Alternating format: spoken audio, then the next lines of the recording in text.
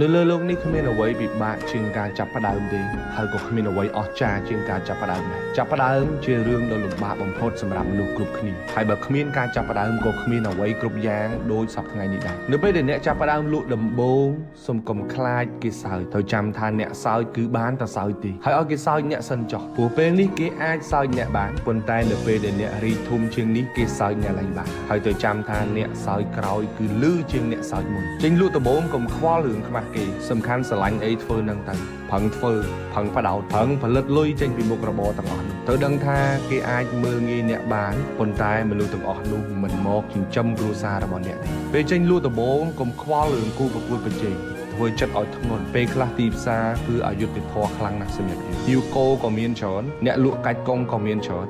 តែត្រូវធ្វើខ្លួនឲ្យមានតម្លៃបំផុតសម្រាប់ភ្ញៀវរបស់អ្នកត្រូវចាំថាដើមឈើមួយដើមដែលចាក់ឫសបានជ្រៅមិនងាយរលំងាយទេពេលអ្នកលក់ដំបូងកុំខ្វល់រឿងលុយចាប់ផ្ដើមដំបូងពី10រៀល20រៀលក៏ដោយត្រូវរៀនសូត្រពីមុខរបរនោះសិនចាស់ថាទូកតូចស្រួលបត់កុំឲ្យលុយដឹកមុខឲ្យសោះត្រូវថែចិត្តភ្ញៀវឲ្យខ្លាំងលុយប្រៀបដូចជាកូនក្រមុំចឹងភ្ញៀវប្រៀបដូចជាម្ដាយកូនក្រមុំចឹងបើសិនជាម្ដាយអូខេហើយកូនចាំតែអូខេតាមក្រោយទេដូចនេះការងារធំរបស់អ្នកលក់មិនមែនប្រឹងយកលុយពីភ្ញៀវទេប្រឹងយកចិត្តភ្ញៀវឲ្យខ្លាំងចេញលក់ដំបូងត្រុកតែត្រូវគ្រប់គ្រងអំណត់ដល់ពេលដែលលក់បានលុយច្រើនត្រូវចេះគ្រប់គ្រងអំនួតមានលុយតិចតួចកុំខែងរែងដាក់ភ្ញៀវកុំមើលងាយភ្ញៀវឲ្យសោះចរិតពីមុនរបស់អ្នកបែបណាត្រូវរក្សាចរិតនោះឲ្យថិតថេរទើបសម្បូរញាតិត្រូវចាំថាទោះបីជាអ្នកមានលុយច្រើនប៉ុណ្ណាក៏ដោយ